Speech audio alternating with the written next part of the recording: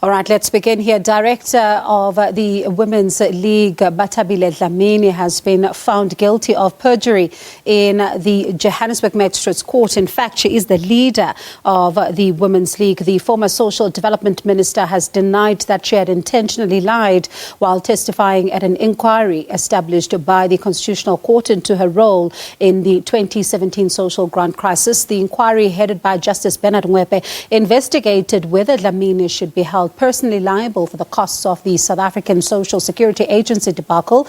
The judge found that Dlamini had been evasive in her answers during the inquiry. Earlier, the Constitutional Court declared the contract between SASSA and the company tasked with distributing social grants, cash Paymaster Services, illegal and invalid.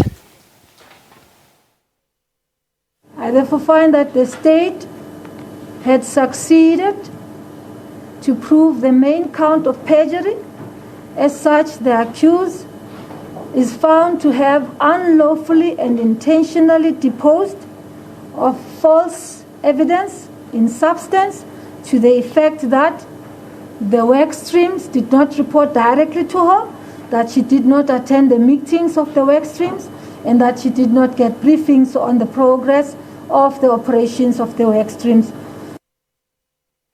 All right, let's stay with developments around the president of the Women's League. We speak to SABC News reporter Abongile Dumako, who's been tracking this particular story since the beginning. Now, Abongile, I wonder what reasons they persuaded the court to believe the state's arguments. Good evening, Bongi. We're certainly quite an eventful day we've seen coming out of that Johannesburg Magistrate's Court. Betty Khumalo has just played, stating reasons to the fact that she actually is agreeing with what the state has been pushing for, which was to find Bathabile Dlamini, the ANC Women's League president, former Social Development Minister, guilty of perjury following that 2017 SASSA debacle, which saw millions of grant beneficiaries being uncertain as to whether or not they were going to be given their social grants. And of course, Betty Khumalo, the magistrate, going on to say that the evidence given by former SASSA CEO, that is now Thokozani Magwaza, was quite genuine and legit. There was no friction, he didn't mince his word. Even during cross-examination, he did stick to his words of what really transpired, especially looking at the fact that there were issues with regards to the work streams that were established at SASSA, similarly to actually those who would be sort of the section or divisional sections where all this social grant business was being handled. And then Betty Khumalo, of course, going on to say that on the contrary, Zodwa Mvulane, who actually was the head of the work streams at SASSA, did contradict herself when she was giving evidence before her. And of course, she did come across as a loyalist to the former Minister of Social Development, Bathabile Dlamini, and therefore she refuted the evidence that she had brought forward in as far as the side of her evidence is concerned. Now, what was her reaction to this ruling? Bathabile Dlamini really burst out in tears in court when she was told, first of all, to stand up as the judgment was being sort of delivered. She did quite look surprised beyond the fact that she was emotional, but certainly a shocker, I would say, in as far as the judgment that was handed down today. Her lawyer, Advocate Tsepiso Phahlane, appealing to the court that when the sentencing does take place, which is also actually expected to happen on the 1st of April this year, at least she must not be sent to jail. At least what she can also be sort of given a fine that will be reasonable enough, because she now is a pensioner. She no longer works. She's a former MP. Her term as an ANC Women's League president is almost finished. So Magistrate Betty Khumalo would need to be considered. Advocate Phahlane would need to be considerate, Advocate Phahlane says, when he was actually arguing following that judgment handed down by the Magistrate's Court in Johannesburg.